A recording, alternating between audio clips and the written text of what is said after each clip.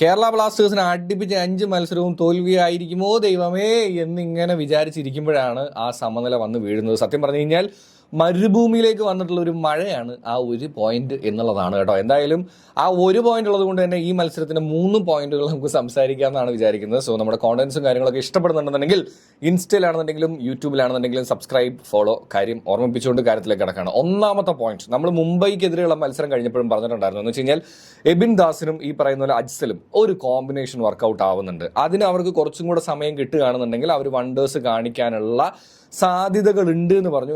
അത് തന്നെയാണ് ഇന്നത്തെ ആ ഒരു ഗോള്, സമനില ഗോള്. അജ്സലിനെ മാർക്ക് ചെയ്തിട്ടുണ്ടായിരുന്നില്ല, അതിനെ കൃത്യമായിട്ട് കൺവേർട്ട് ചെയ്ത് ഗോളാക്കാനായിട്ട് അജ്സലിന് സാധിച്ചു എന്നുള്ളതാണ്. രണ്ടാമതും ഈ പോയിന്റിനോട് കണക്ട് ചെയ്തിട്ടുള്ളത് തന്നെയാണ് രണ്ടാമത്തെ പോയിന്റ് കേട്ടോ. എന്ന് വെച്ച് കഴിഞ്ഞാൽ എബിൻ ദാസ് ഈ കഴിഞ്ഞ 2 മത്സരങ്ങളിൽ നമ്മൾ അടിച്ചിട്ടുള്ള ഗോള്, 7 ഗോളുകൾ വഴങ്ങിയ സമയത്ത് നമ്മൾ അടിച്ചിട്ടുള്ളത് 2 ഗോളുകളാണ് തിരിച്ച്.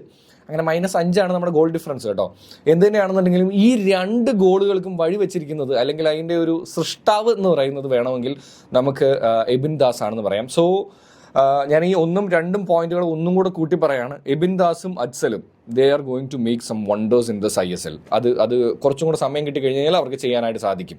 മൂന്നാമത്തെ പോയിന്റ് എന്ന് ചോദിക്കുന്നത്, ഇത് മാനേജ്മെന്റിനോടും ഈ പറയുന്ന പോലെ കോച്ചിനോടും ഉള്ള എൻ്റെ ഒരു സംശയമാണ് കേട്ടോ. കാര്യം എന്താണെന്ന് വെച്ച് കഴിഞ്ഞാൽ എല്ലാ ടീമിലും ഫോറിൻ താരങ്ങളെ നമ്മൾ വാങ്ങുന്നതിൻ്റെ ഒരു പ്രധാന കാരണം എന്ന് പറയുന്നത് നമ്മുടെ സ്ക്വാഡിലേക്ക് കുറച്ചും കൂടെ സ്ട്രെങ്ത് കൂട്ടുക, ആൻഡ് അത് കളിക്കുന്ന കാര്യത്തിലാണെങ്കിലും അവരുടെ എക്സ്പീരിയൻസും മറ്റു കാര്യങ്ങളും നമ്മൾ മര്യാദയ്ക്ക് യൂട്ടിലൈസ് ചെയ്യുക എന്നുള്ളതിന് വേണ്ടിയിട്ടാണല്ലോ.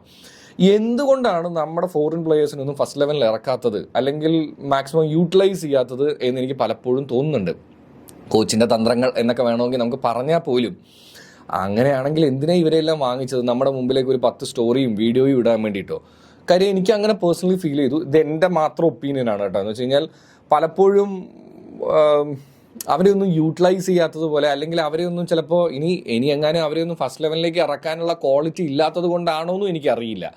എന്ത് തന്നെയാണെന്നുണ്ടെങ്കിലും കുറച്ച് നാളത്തെ ഒരു തോൽവിക്ക് ശേഷം സമനില എന്നും കേരള ബ്ലാസ്റ്റേഴ്സിനെ സംബന്ധിച്ചിടത്തോളം ഒരു ആശ്വാസം തന്നെയാണ്. കാര്യം തോറ്റില്ലല്ലോ എന്നെങ്കിലും പറയാം എന്നുള്ളൊരു അവസ്ഥയിലാണ്. എന്താണ് നിങ്ങൾക്ക് ഈ മാച്ച് കണ്ടു കഴിഞ്ഞിട്ട് തോന്നിയത് എന്നുള്ളതും കൂടെ കമൻറ്റ് ചെയ്യുക. പിന്നെ ഇതിനിടയിൽ വിട്ടുപോയൊരു കാര്യം കൂടെ ഉണ്ട്. ഈസ്റ്റ് ബംഗാൾ ഇന്ന് കളിച്ചിട്ടേ ഇല്ല, അല്ലെങ്കിൽ കളിക്കാൻ വലിയ താല്പര്യമേ ഇല്ല എന്നും കൂടി എനിക്ക് തോന്നിയായിരുന്നു.